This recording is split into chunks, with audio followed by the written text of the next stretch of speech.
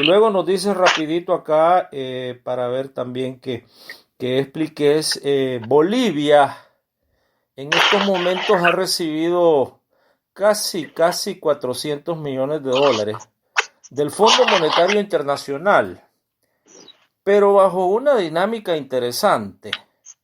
Y nos dicen aquí entre paréntesis, ¿y El Salvador por qué está condicionado? Porque dice que Bolivia ha recibido casi 400 millones de dólares del Fondo Monetario Internacional en préstamo bajo algo que se llama el Instrumento de Financiamiento Rápido, IFR, en donde dice no está condicionado al cumplimiento de ninguna medida económica. Y hay un párrafo que explica aquí y dice, es un préstamo prácticamente con cero condiciones. Y la otra parte es que si podés explicar en términos racionales lo que el gobierno está diciendo todos los días, que han construido el hospital más grande de América Latina. Y lo dicen así abierto.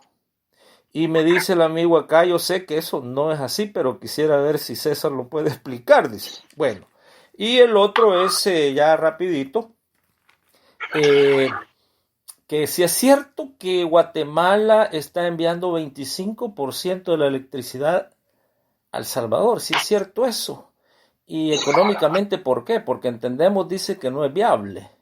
Y dice que es una corporación extranjera, no es guatemalteca la que estaría en ese caso enviando esa cantidad de electricidad. Bueno, ya viste, lo pusimos ahí junto para que le des como le veas más conveniente. Muy bien, mira, con respecto a lo de Cuba, lo que sucede es que Cuba tiene un sistema de salud muy superior, no solo al de nuestro país, al de El Salvador, sino al de la mayoría de los países de América Latina. Yo diría que a todos los países de América Latina, y comparable con países como Canadá. Cuba tiene una mortalidad infantil de 5 por 1000, Canadá la tiene en 4, o sea, están casi iguales. Cuba es una potencia mundial en salud. Los niveles de nutrición son bajos, la mortalidad materna es bajísima. Médico por habitante es el país de América Latina que tiene más médicos por habitante. Camas, bueno, son 60 años de revolución invirtiendo en salud. Hay otro país que tiene mucho avance también en salud, que es Costa Rica, en nuestra región. Entonces es normal que un país como Cuba tenga más capacidad de enfrentar esto. Tiene que ver con un gobierno que le ha invertido a la salud durante 60 años. En Cuba, yo tengo el dato aquí, aproveché para buscarlo, el dato en este momento que estamos hablando, hay 2.466 casos de personas contagiadas y 86 fallecidas, 87 fallecidas. En El Salvador hay 13.337 casos y 372 fallecidos. Y sabemos que aquí hay un subregistro que tiene el Ministerio de Salud, que no están contabilizando mucha gente que está muriendo en sus casas. En Cuba se contabiliza todo. El Estado tiene el control de todo, de toda la información, y tiene los médicos de los hogares. Nosotros tuvimos aquí avance en salud. No deberíamos tener 13.000 casos ni 372 muertos, o 1.000, como dicen algunos médicos, si tomamos en cuenta lo que no está reportando el ministerio. Porque aquí hubo una reforma de salud que permitió grandes logros en salud. ¿Qué sucedió? Que llegó Bukele y comenzó a desmantelar la reforma. Cierre de ecofamiliares, aumentaron enfermedades como el dengue, el chikungunya, muerte por papera, por diarrea. Todo eso lo tenemos documentado hasta antes de la entrada de esta pandemia. Y el nivel de primera atención, el nivel primero también le bajaron recursos y cerraron hasta la Operación Milagro. Bueno, hubo un cierre en el periodo de transición por un ataque que hicieron los médicos de Arena. Bukele se comprometió a abrir la operación con médicos salvadoreños y no la abrió. Y la gente se está yendo a curar de la vista a Guatemala, o se estaba yendo a curar. Es en todos los sentidos que hay problemas. Entonces, Cuba es una potencia mundial en salud, como lo es también en educación. Cuba no tiene analfabetismo. El nivel educativo promedio de Cuba es 11 grados, o sea, bachiller. El nivel educativo promedio es un bachiller. Nosotros tenemos un nivel educativo promedio que no llega todavía a 8º grado, y Arena lo dejó en 6. Aquí hubo avance. Cuba no tiene analfabetismo. Nosotros tenemos todavía una tasa que anda por 8. Arena la dejó en 17. Bukele cerró el programa de alfabetización. Todo eso tiene que ver con el tema de la salud. Cuba invierte la mayor parte de su dinero en salud y en educación y en deporte. Es una potencia deportiva.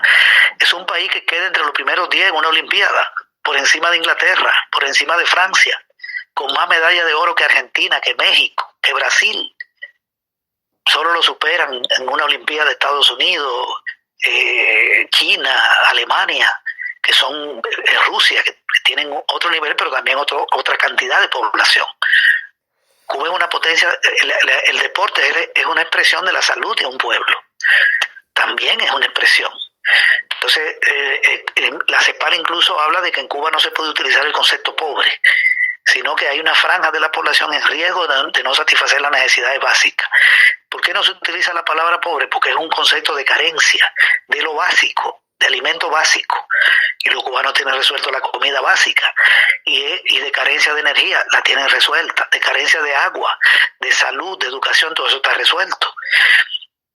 Tienen algunos problemas por el lado de la vivienda, pero la gente, nadie duerme en la calle en Cuba. Y tienen resuelto en general las necesidades básicas. Por lo tanto, tienen una situación mucho mejor que la mayoría de países, a pesar del bloqueo de Estados Unidos, y como decía la persona que planteó el tema, sin recibir préstamos externos. Entonces, aquí le han aprobado a Bukele $3,000 millones de deuda, más 46 millones de Japón. De los 3,000, el FMLN no votó por 1,000, porque es excesivo esos 1,000. Le dieron un apoyo, pero la derecha le dio otros 1,000. Y como dice la persona, es casi la mitad del presupuesto, que son 6,400 millones. Pero además consiguió dinero vendiendo letras del Tesoro por 976 millones, que esa es una deuda adicional. Y va a pagar como 500 de eso, de los 3,000 que va a conseguir. En síntesis, se ha endeudado más o menos este gobierno con 3,600 millones de dólares, y el presupuesto son 6,400, un poquito más de la mitad. Y eso va a pesar en el futuro. Bien, entonces nos agarró esto en un momento de crisis del agua de enero, donde le dieron agua sucia a la gente, le quitaron 13 millones a ANDA, de 8,000 desempleados, de cierre de 14 programas sociales, de menos dinero a 5 programas sociales, afectó 19. Nos agarró esto con menos inversión en salud, pero con más gasto militar, porque le aprobaron más de 200 millones de dólares, tanto al Ministerio de Defensa como al Ministerio de Seguridad Pública. A la Fuerza Armada le aumentaron el presupuesto en más de 70 millones y le quitaron 33 millones a salud, el primer nivel de atención. Eso es un crimen. Darle dinero a los militares y quitarle dinero al Ministerio de Salud en el primer nivel de atención. Y la crisis que vivimos por el lado del agua. En ese contexto llega la pandemia. Entonces los impactos son devastadores. Bukele ha manejado una propaganda hacia el exterior y están ocultando cosas, pero no termina de crecer la curva. En Cuba, como ya se decía, eso está aplanado.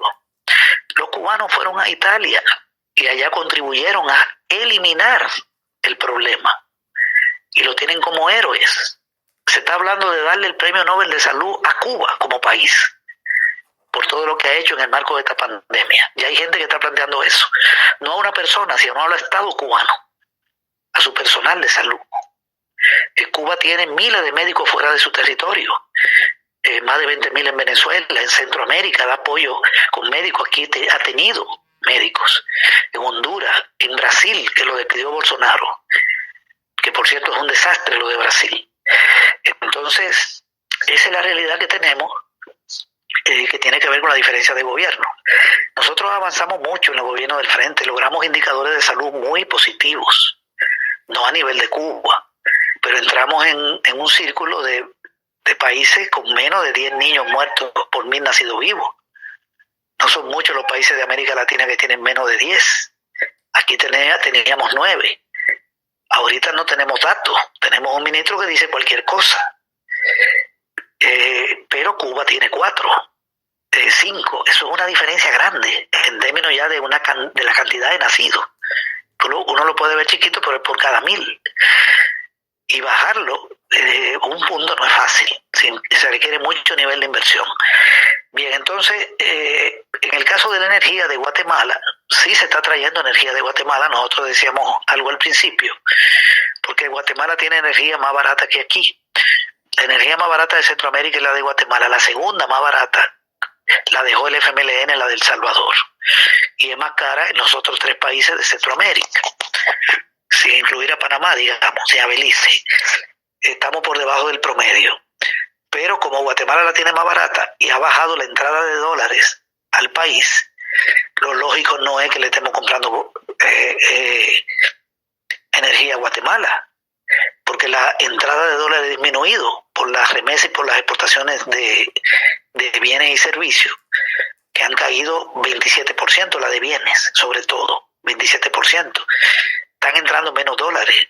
¿Cómo se le ocurre al gobierno sacar dólares para traer de Guatemala? Lo que la traen son empresas privadas, pero el Estado le dé el permiso. Claro, Bukele quiere mostrar que ha bajado el precio de la energía, la tarifa, pero no nos dice que eso tiene que ver con la baja del precio del petróleo, porque el precio del petróleo es el que fija la tarifa de energía. O sea, aquí se fija la tarifa energética de acuerdo a la energía térmica.